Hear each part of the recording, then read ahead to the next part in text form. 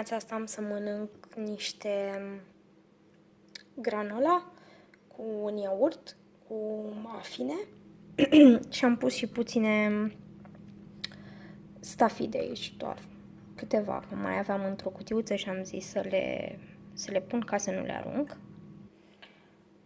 Am pus iaurtul și adaug și niște granola, nu prea mult, doar așa, un picuț. La amestec și ăsta e micul dejun.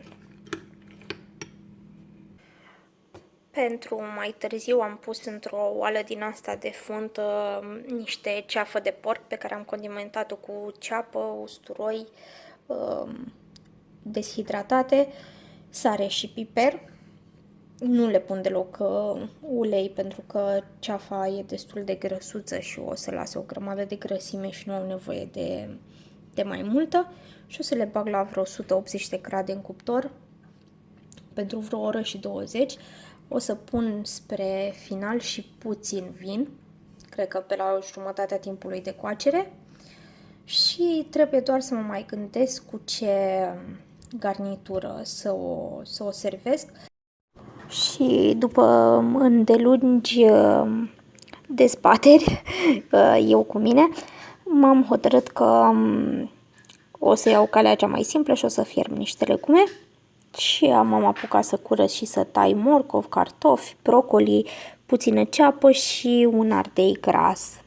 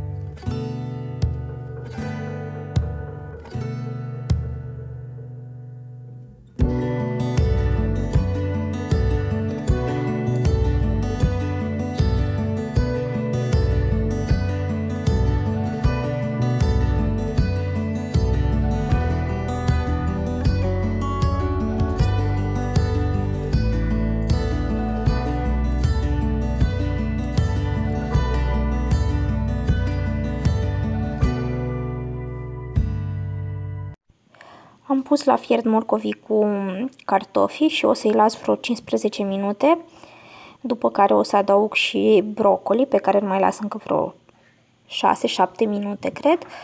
Am adăugat și sare, piper, la un moment dat am pus și puțin usturoi granulat. Ardeiul l-am călit puțin cu ceapa, peste el am pus tot așa sare, piper, puțin usturoi granulat și l-am lăsat până când s-a înmuiat puțin, dar tot a rămas super crocant și mega delicios. Ceapa s-a călit destul de tare, dar n-a fost problemă, oricum a fost super delicios.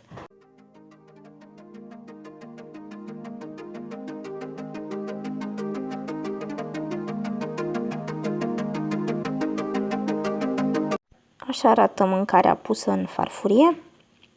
Fiul meu nu prea mănâncă carne și i-am făcut niște crochete de pește pe care le-am pus în cuptor și le-am lăsat acolo, cred că la vreo 220 de grade, vreo 10 minute. Încă un mic dejun super simplu și super delicios, pâine prăjită cu cașcaval, niște șuncă presată și salata iceberg, câte o felie pentru mine și fiul meu. Și pentru că a fost astăzi acasă și este mega răsfățat, i-am făcut mâncărica lui preferată, paste cu sos alb de smântână și am pus și un gălbenuș de ou ca să fie un pic mai cremos sosul. Am tăiat baconul destul de mărunt, l-am pus la călit cu ciupercuțele și când pastele s-au fiert, am pus sosul, le-am strecurat, am pus sosul pe care îl făcusem, am adăugat și ciupercile și baconul și le-am lăsat să fiarbă încă vreo 2 minute până au fost gata.